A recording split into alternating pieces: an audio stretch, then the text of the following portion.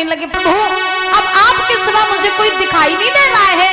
सुनो नाथ, तेरा सुनो हितकारी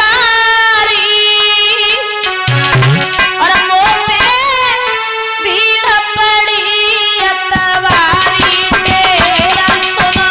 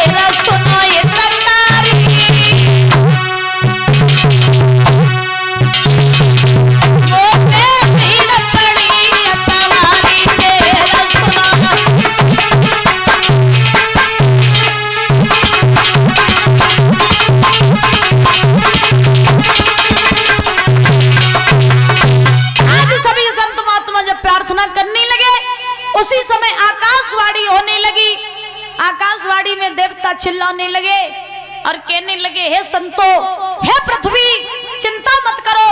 अगर पृथ्वी पर इतने ही पाप हो रहे हैं तो कोई बात नहीं, अभी तुम लोग पृथ्वी पर ही रुको, मेरा इंतजार करो, मैं पृथ्वी पर आ रहा हूँ कृष्ण का अवतार धारण करके। और जब मैं अवतार धारण करके आऊंगा तब मैं पृथ्वी के सारे बोझ को हल्का करूंगा, लेकिन अभी चिंता मत करो, उसके लिए तुम्हें थोड़ा इंतजार करना पड़ेगा। जब देवताओं ने ये आकाशवाणी की, संतों ने महाराज वो वाणी सुनी, पृथ्वी ने वही वाणी सुनी, तो आज पृथ्वी मां संत बड़े प्रसन्न हुए कि भगवान अवतार लेकर के आएंगे। और इधर जो देवी देवता ने उन्होंने देखा कि भगवान नारायण अवतार लेके पृथ्वी पर जाएंगे, तो आज सभी देवी देवता सोचने लगे कि अगर भगवान पृथ्वी पर जाएंगे अवतार लेके तो फिर हम भी भगवान की बाल लीलाएं देखने के लिए जाएंगे। उसी समय परीक्षित महाराज आज देवी देवता आकाश से चले, चल करके पृथ्वी पर पहुंचे, ग्वाल वालों का रूप बना करके भगवान का इंतजार करने लगे। धीरे धीरे धीरे धीरे समय व्यतीत हुआ, लेकिन कंस के जो उत्पात हैं वो दिन ब दिन बढ़ते जा रहे।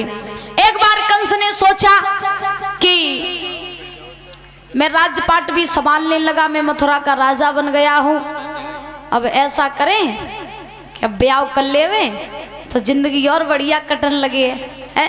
हाँ, तो देखिए कहा जाता है मैया कि शादी एक ऐसा लड्डू होता है, कैसा कि जो खाए सौ पछता है और ना खाए सौ पछता है परीक्षित महाराज, सही बात है। हाँ, ये बात बिल्कुल सही है कि शादी ऐसा लड्डू होता है जो खाए सौ पछता है, ना खाए सौ पछता है। जिनकी शादी हो गई हो उनसे पूछो भैया तुम सुखी हो, तो वे महाराज जी कहा तुम्हारे गोलू जैसे, बेचारे गोलू को फांस दो छोटे पे ही, तो बेचारे को ब्याह कर दो, सुखी ही ना रात। हाँ, तो जाके शादी हो गई हो, बात से पूछो तुम सुखी हो, तो वो कहा तो भैया कहाँ सुखी है, जब तक ब्याह करो तब तक गले में फांसी को फंदा डालिए हो, जब तक पत्नी के मन की न करो तौलों का घर की भवानी मनती है। और उनसे पूछो जिनकी शादी न भई हो, उनसे पूछो जब बताओ तुम ब्याह न हो तो तुम सुखी हो, तो वे कहा कहाँ सुखी है, सब पत्थर पूछ डारे, ब्याह तो होता ही नहीं। तो कहने का अभिप्राय ये है कि शादी करो तो आफत, और महाराज न करो तो आफत। बोलिए गोविंद भगवान की। कंस ने सोचा कि अब मैं विवाह के योग्य हो गया हूं तो मुझे सुंदर सी कन्या देख करके शादी कर लेनी चाहिए। अब कंस सोचने लगा अब कौन सा रिश्ता है तब तो शादी करें। तो प्रमाण ये मिला है कि एक मगध देश था। मगध देश के राजा थे जिनका नाम था जरासंध। जरासंध के घर में 2 कन्याएं थीं जिनका नाम था अस्ति और प्राप्ति। तो जरासंध की दोनों लड़कियां विवाह के योग्य हो गई। जरासंध सोचने लगा कि हमारी दोनों बेटियां विवाह के योग्य हैं तो सुंदर सा लड़का देख करके मुझे शादी कर देनी चाहिए। तो जरासंध अपनी सभा में आया, सभा लगवाई, सभा के लोगों से पूछने लगा भैया हम एक बात पूछें। तो सभा के लोग बोले पूछो। क्या बात है? बातें क्या कर रहे हो?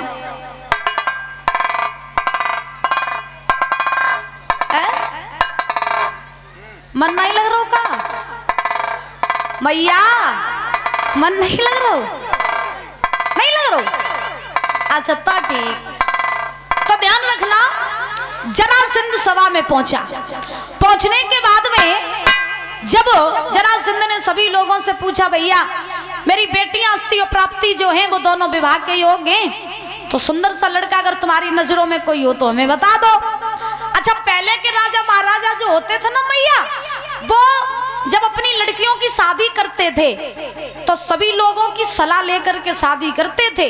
और जब सभी लोग अच्छा लड़का कोई बता देते थे तो राजा महाराजा अपनी बेटियों की शादी उसी लड़के के साथ कर देते थे। यानी पहले के पिताओं को इतना हक नहीं था कि बाप खुद चला जाए और जाकर के अपनी बिटिया के लड़का देखे आए। परीक्षित महाराज तुम्हारे जमाने में ऐसा हो तो है? नहीं हो तो आज तुम हो नहीं परीक्षित महाराज, तुम्हें समझ में नहीं आ रही? आज आ रही तो सुनो। पहले के राजा महाराजा सभा लगवाते थे और सभी लोगों से पूछते थे भैया मेरी बिटिया का जो कोई लड़का बताए दो। तो जो कोई लड़का अच्छा बता देता था नाई पंडित जाते थे लड़के के लिए लगन पत्र का चढ़ाते थे।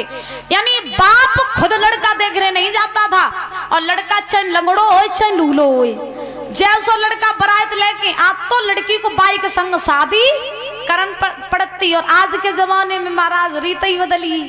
हाँ आज के जमाने में रीत कैसी है कि जब तक लड़का लड़की को फेस टू फेस न दिखाओ तो दोनों का ब्याह होते।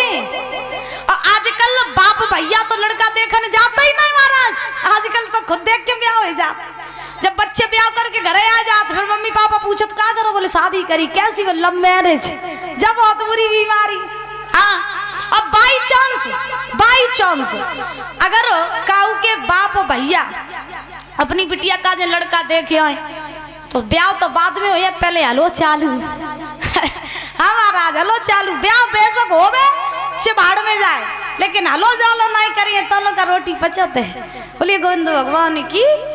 तो कलयुग इतना विचित्र है कि महाराज इस कलयुग में आपको हम क्या ही बताएं। वो तो आप लोग खुद देखते रहते होगे, हम तो आपके सामने बच्चे हैं। तो आज जरासंध ने सवाल लगवाई, सभी लोगों से पूछा कि मेरी बेटी दोनों विवाह के योग्य है, तुम्हारी नजरों में कोई अच्छा लड़का हो तो हमें बता दो। एक मंत्री ने कहा महाराज तुम्हें लड़का देखने की जरूरत ही नहीं। बोले क्यों? तो मंत्री बोला लड़का तो तुम्हारे घर है, खुद आइए चल के। जरासंध बोले कैसे आएंगे? तो मंत्री ने कहा कि तुम्हारे पास में जो कुबलिया पीड़ हाथी है और उस हाथी में 10,000 हाथियों का बल है तो तुम ऐसा करो कि हर एक राजा के पास में पत्र भिजवाओ और पत्र में तुम लिखो कि जो कोई भी वीर योद्धा बलधारी कुबलिया पीड़ हाथी को हराएगा उसी के साथ अस्थि प्राप्ति का विवाह किया जाएगा। तो महाराज जरासंध ने मंत्री की बात मान ली। मानने के बाद में जरासंध ने पत्र लिखा और पत्र में लिख दिया कि जो कोई भी वीर योद्धा बलधारी कुबलिया पीड़ हाथी को हराएगा अस्थि प्राप्ति के साथ में विवाह किया जाएगा। पत्र पहुंचा महाराज हर एक राजा के पास। एक पत्र कंस के पास मथुरा में पहुंचा। जब कंस ने वो पत्र पढ़ा तो कंस बड़ा ही प्रसन्न हुआ, देरी नहीं करी, बोले लग गई लाग, अब बन जाओ दूल्हा और बारात तैयार करके चलो।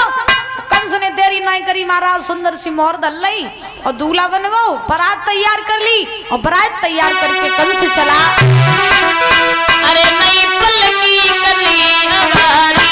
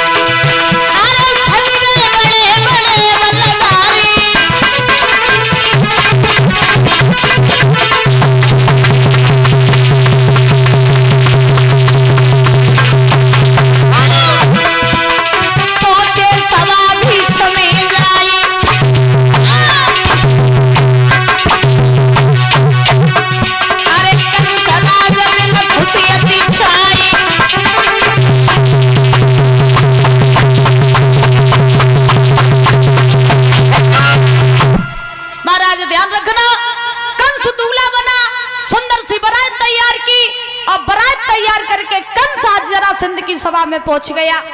जब जरासंध की सभा में